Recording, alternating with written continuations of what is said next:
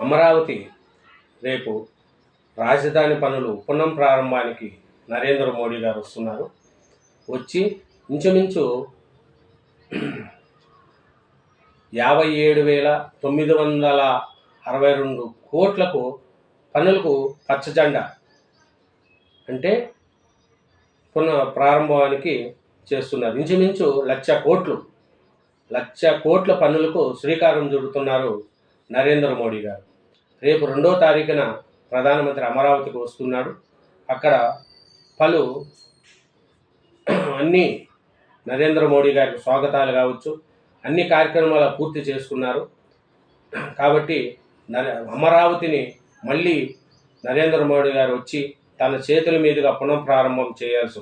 పునఃప్రారంభం ఎందుకు అంటే గత ప్రభుత్వంలో వైసీపీ ప్రభుత్వము 2019 నుంచి 2024 వరకు ఒక ఇటుక పెట్టలేదు, ఒక సిమెంటు బస్తా పోయలేదు. కాబట్టి పనులు నిలిచిపోయినాయి.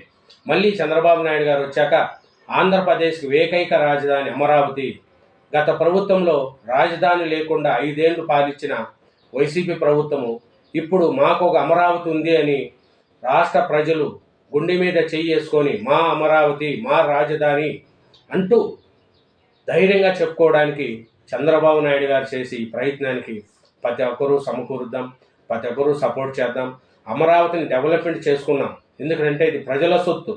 మీ భావితరాలకి ఇది అమరావతి ఉపయోగపడతారు, ఉద్యోగం కానీ ఉపాధికి కానీ అందరికీ. కాబట్టి అమరావతి డెవలప్మెంట్ అవుతే అదేం చంద్రబాబు నాయుడు గారు సొంతది కాదు. ఆయన పదవి తప్పబోతే నెక్స్ట్ వచ్చే ముఖ్యమంత్రి అమరావతిని రాజధానిగా ఉండాల్సి వస్తుంది. హైదరాబాద్ లెక్క అమరావతి కూడా డెవలప్మెంట్ అవ్వాలనేదే చంద్రబాబు నాయుడు గారి కోరిక.